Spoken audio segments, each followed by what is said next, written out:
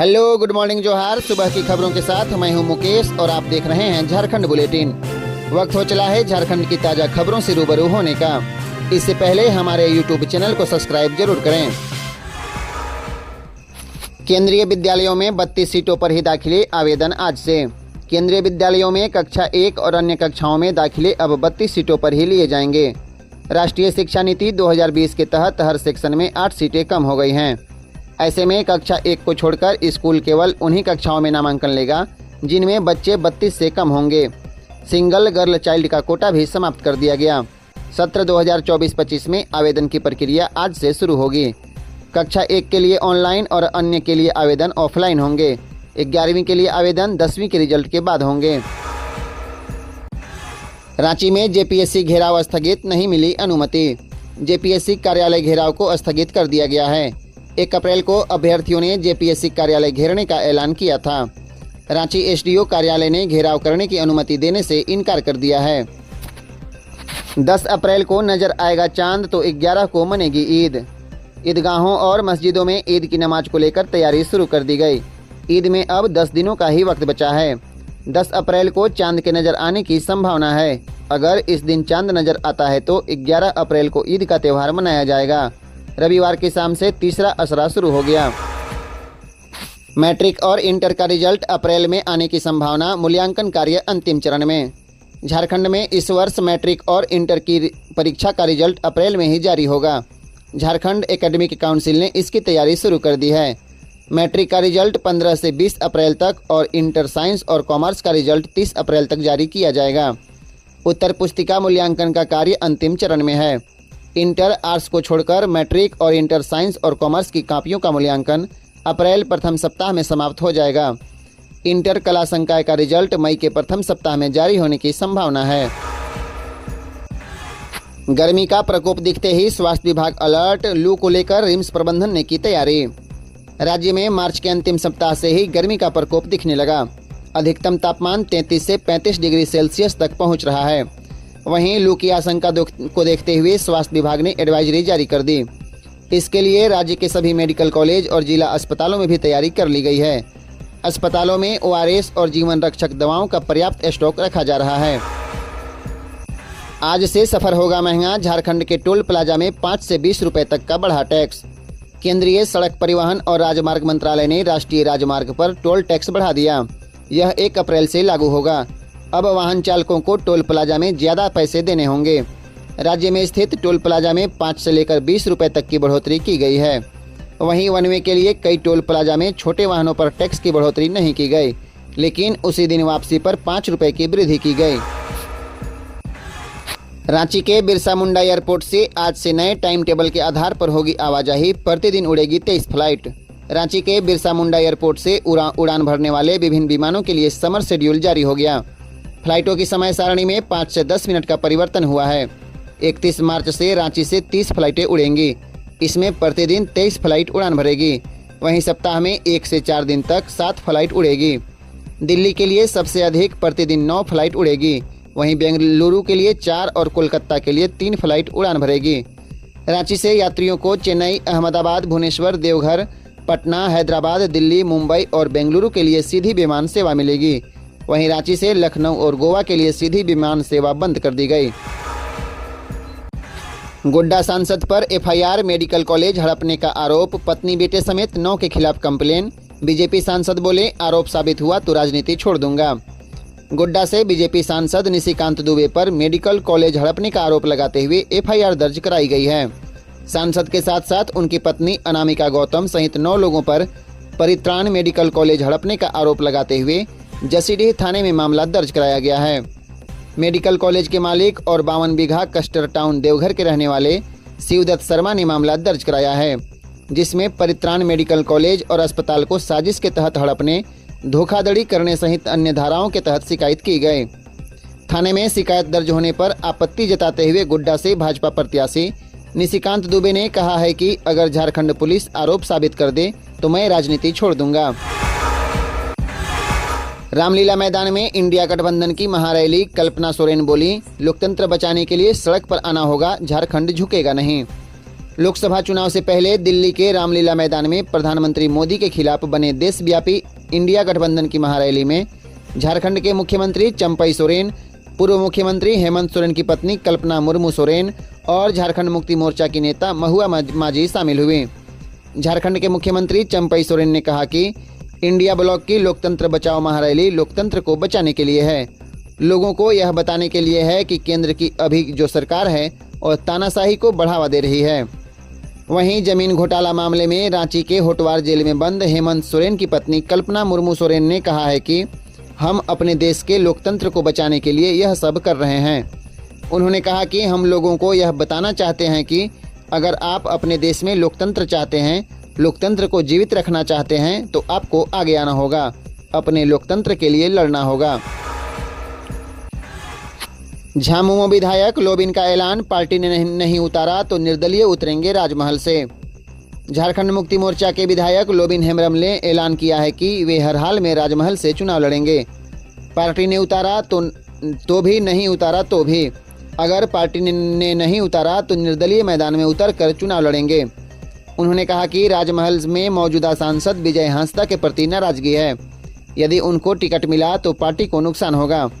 उन्होंने कहा कि वह बीते एक सप्ताह से राजमहल लोकसभा क्षेत्र में घूम रहे हैं। वह राजमहल के विभिन्न इलाकों में लोगों से मिलकर उनकी राय ले रहे हैं। उनका कहना है कि इस बार राजमहल की जनता उन्हें उम्मीदवार के रूप में देखना चाहती है, इसलिए वे राजमहल की सीट पर अपनी दावेदारी पेश कर रहे हैं। जमशेदपुर के ज्योति अग्रवाल की हत्या मामले में पति और 3 शूटर गिरफ्तार, हथियार और वाहन भी जब्त। जमशेदपुर के चांडिल थाना की पुलिस ने ज्योति अग्रवाल की हत्या के मामले में उसके पति रवि अग्रवाल और 3 शूटर को गिरफ्तार किया है। सभी शूटर सीधगोड़ा थाना क्षेत्र के हैं। रवि ने पत्नी की हत्या सुपारी देकर अपराधियों से कराई थी। हत्या में प्रयुक्त हथियार और वाहन को पुलिस ने जब्त किया है। ज्योति अग्रवाल की हत्या मामले में चांडिल थाना की पुलिस ने रवि अग्रवाल और 3 शूटर को गिरफ्तार किया। वहीं गिरफ्त में आए सभी शूटर सीधगोड़ा थाना क्षेत्र के हैं। आपको बता दें, रवि ने अपनी पत्नी ज्योति अग्रवाल की हत्या सुपारी देकर शूटरों से कराई थी। हत्या में प्रयुक्त हथियार और वाहन को भी पुलिस ने जब्त कर लिया। भाजपा 4 अप्रैल को 6 सीटों पर लेगा फैसला, सरयू राय धनबाद से लड़ सकते हैं चुनाव। भारतीय जनतंत्र मोर्चा की कोर कमेटी की बैठक 4 अप्रैल को होगी। इसमें 6 लोकसभा सीटों पर चुनाव लड़ने पर फैसला लिया जाएगा। धनबाद, चतरा, पलामू, हजारीबाग, गिरिडीह और जमशेदपुर से मोर्चा उम्मीदवार दे सकता है। मोर्चा के टिकट पर चुनाव लड़ने के लिए अधिकतर वही लोग संपर्क कर रहे हैं जो भाजपा से टिकट नहीं पा सकें। हालांकि माना जा रहा है कि जमशेदपुर पूर्वी के विधायक और मोर्चा के संरक्षक सरयू राय धनबाद से लोकसभा चुनाव लड़ेंगे। शनिवार को सरयू राय बोकारो में थे। उधर सरयू राय ने शुक्रवार को भाजपा प्रत्याशी ढुल्लू महतो को लक्ष्य कर धनबाद में कहा था कि वे बिल्ली के गले में घंटी बांधने आ गए हैं। अगर उनकी पार्टी की सहमति हुई तो वे धनबाद से चुनाव लड़ेंगे।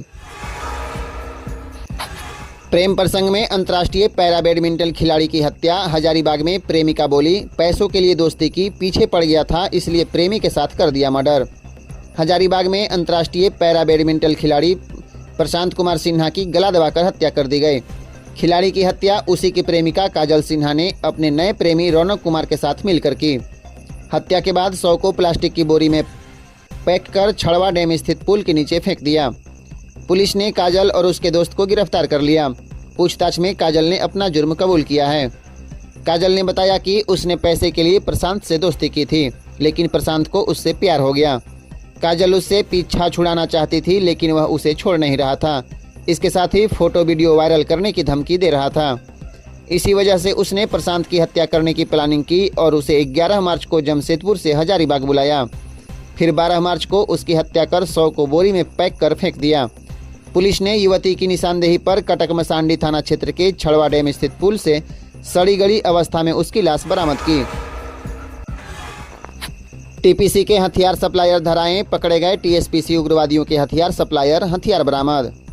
पलामू में उग्रवादी संगठन टीपीसी को हथियार सप्लाई करने वाले 2 सप्लायर को पुलिस ने हरिहरगंज से गिरफ्तार किया।